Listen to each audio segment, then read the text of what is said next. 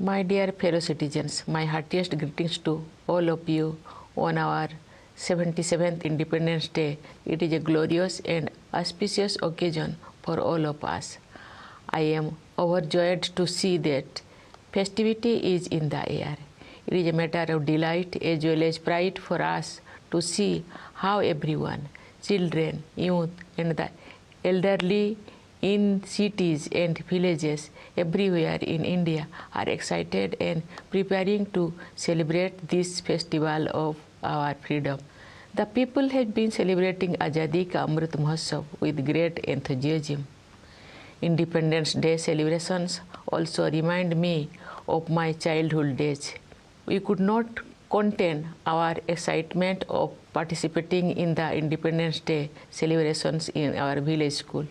When the tricolor was hosted, we felt an electrifying energy pass through us. With our hearts full of patriotic pride, we salute the national flag and sang the national anthem. Sweets were distributed and patriotic songs were sung, which kept playing in our minds for many days. I was fortunate in having an opportunity to relive these experiences when I became a school teacher. When we grow up, we may not remain as expressive of our joy as children are, but I am sure that the intensity of the patriotic feelings associated with the celebration of national festival is not diminished at all. Independence Day reminds us that we are not merely individuals, but we are part of a great community of people. It happens to be the biggest and the greatest community of its kind. It is the community of the citizens of the world's largest democracy. What we celebrate on Independence Day is the fact that we are part of a great democracy. Each of us has many identities, apart from caste, creed, language, and region. We are also identified with our families and professions. But there is one identity that is above all, that is our identity as citizens of India. Each one of us is an equal citizen. Each one of us has an equal opportunity, equal rights, and equal duties in this land. But it was not always so. India is the mother of democracy, and since ancient times, we had democratic institutions functioning at the grassroots. But long years of colonial rule wiped them out. On 15th August 1947, the nation woke up to a new dawn. We not only own freedom from foreign rule, but also the freedom to rewrite our destiny.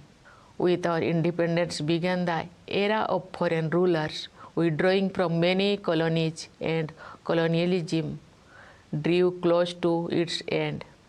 What is special about our freedom struggle is not only the fact that its objective was achieved, but also how it was fought. Under the leadership of Mahatma Gandhi and a galaxy of extraordinary visionary leaders, our national movement was animated by a unique set of ideals.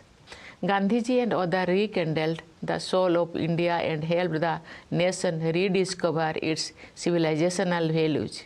Following India's shining example, truth and non-violence, the cornerstone of our resistance, has been successfully employed in many political struggles around the world. On the eve of Independence Day, I join my fellow citizens in paying grateful tribute to the known and unknown freedom fighters whose sacrifices have made it possible for India to regain its rightful place in the Committee of Nations. Great women freedom fighters like Matangini Hajra and Kanakolata Borua laid down their lives for Bharat Mata. Ma Kasturba matched the father of the nation, Mahatma Gandhi, every step of the way on the difficult path of Satyagraha. Many great women leaders like Sarojini Naidu, Amu Swaminathan, Roma Devi, Aruna Asaballi, and Sucheta Kriplani had set inspiring ideals for all future generations of women to serve the nation and the society with self-confidence. Today, women are contributing extensively in every field of development and service to the country and are enhancing the nation's pride. Today, our women have made their special place in many such fields in which their participation was unimaginable a few decades ago. I am happy to note that the economic empowerment of women is being given special focus in our country. Economic empowerment strengthens the position of women in the family and society. I urge all fellow citizens to give priority to women empowerment. I would like our sisters and daughters to overcome challenges with courage and move ahead in life. Development of women was among the ideals of our freedom struggle. Dear citizens, Independence Day is an occasion to reconnect with our history. It is also an occasion to assess our present and reflect about our way forward. Looking at the present, we see that India has not only regained its rightful place on the world stage, but it has also enhanced its standing in the international order.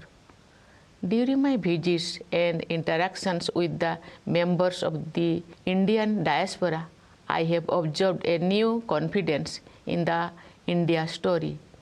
India is playing a crucial role in promoting developmental and humanitarian goals around the world. It has also assumed leadership of international forums, especially the presidency of G20. As the G20 represents 2/3 of the world population, this is a unique opportunity to help shape global discourse in the right direction. With the G20 presidency, India can nudge decision-making in trade and finance towards equitable progress. Beyond trade and finance, matters of human development too are on the agenda. There are many global issues that concern all humanity and are not limited by geographical boundaries. I am confident that with India's proven leadership in dealing with global issues, member nations will be able to advance effective action on these fronts. What is notable in India's presidency of G20 is the way this diplomatic activity has been taken to the grassroots. There has been a first of its kind campaign to encourage people's participation. It is delightful to see, for example, students enthusiastically participating in diverse contexts organized in schools and colleges touching upon the themes of G20. All the citizens are enthusiastic about events related to G20. Dear fellow citizens, this enthusiasm along with a sense of empowerment is possible because the nation has been taking great strides on all fronts. India's economy has proven to be not only resilient during turbulent times, but is also a beacon of hope for others. The world economy is passing through a delicate stage as the pandemic has been followed by international events that have added to the air of uncertainty. Yet the government has been able to navigate the stormy waters very well. India has converted challenges into opportunities and has recorded high GDP growth. Our Annadata farmers have contributed significantly to our economic growth. The nation feels indebted to them. Inflation at the global level remains a cause for worry. But in India, the government and the Reserve Bank have managed to contain it.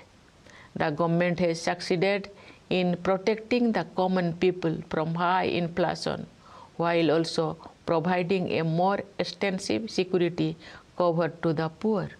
The world looks up to India for global economic growth. The continued economic progress is driven by a two-pronged strategy. On the one hand, there is a sustained push to unleash the forces of enterprise by making it easier to do business and generate job opportunities. On the other, proactive and expanded welfare initiatives for the needy have been taken in various domains. Giving priority to the deprived remains the focus of our policies and actions that have lifted a large number of people out of poverty in the last decade. Similarly, there are specific programs to improve the conditions of tribals and encourage them to join the journey of progress. I appeal to our tribal brothers and sisters to enrich their traditions while embracing modernity. I am happy to note that along with economic growth, human development concerns have also been accorded high priority. Having been a teacher also, I have realized that education is the greatest tool of social empowerment. The National Education Policy of 2020 has started making a difference. From my interactions with students as well as educationists at various levels, I gather that the learning process has become more flexible. The visionary policy, which aims to merge ancient values with modern skills, will bring in unprecedented changes in the education sectors over the years, leading to a great transformation of the nation. India's economic progress is powered by the dreams of its people, particularly the young generation for whom limitless opportunities have opened up. From startups to sports, our youth have explored new horizons of excellence. The aspirations of the new India have infinite dimensions. The Indian Space Research Organization keeps scaling new heights and setting higher benchmarks of excellence. This year, ISRO launched Chandrayaan-3 and its lander named Vikram and its rover named Pragya are slated to land on the moon in the next few days. It will be a proud moment for all of us, and I look forward to it. But the mission to the moon is only a stepping stone for our future space programs. We have to go far ahead. For their work in space and also on Earth, our scientists and technologists are bringing laurels to the country. To foster the spirit of research, innovation, and entrepreneurship, the government is setting up the Anusandhan National Research Foundations with an amount of rupees 50,000 crore for next 5 years.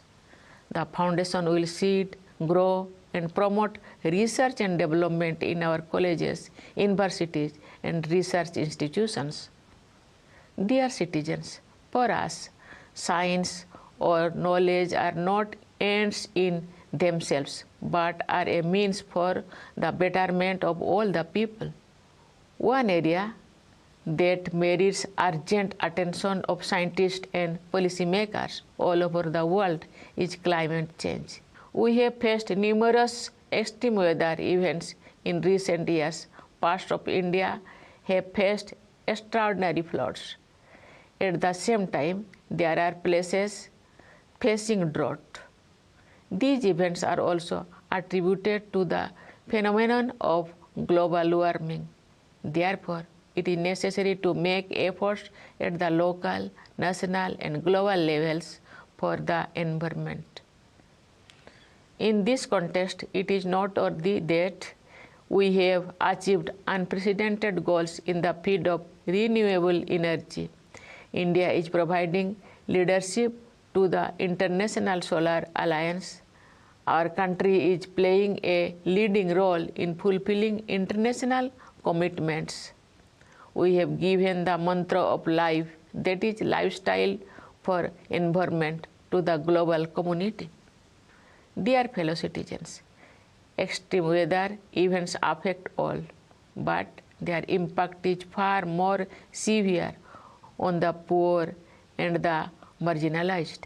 Cities and hilly terrains especially need to be made more resilient. The larger point here is that the culture of greed takes the world away from nature. We now realize the dire need to return to our roots. I know that there are still many tribal communities who live very close to nature and in harmony with it. Their values and lifestyle offer invaluable lessons for climate action. The secret of the survival of the tribal communities through ages can be summarized in one word. That single word is empathy. They have empathy for all Mother Nature's fellow children, flora and fauna alike. Sometimes, however, the world seems to be suffering from a deficit of empathy. But history shows that such periods are only aberrations, and kindness is our fundamental nature. It is my experience that women have empathy in greater measure, and they show the way when humanity goes astray. Our country has entered Amrit Kal with new resolutions, and we are moving forward towards making India an inclusive and developed nation by the year 2047. Let us all take a pledge to perform our fundamental duty to strive towards excellence in all spheres of individual and collective activity, so that the nation constantly rises to higher levels of endeavor and achievement. Dear fellow citizens, our Constitution is our guiding document. Its preamble contains the ideals of our freedom struggle. Let us move forward with the spirit of harmony and brotherhood to realize the dreams of our nation builders. On the eve of Independence Day, I once again extend my greetings to you all, especially to our soldiers guarding the borders, Joans of the forces, and the police providing internal security, and to the members of our diaspora living in every part of the world. I convey my best wishes to you all. Thank you. Jai Hind, Jai Bharat.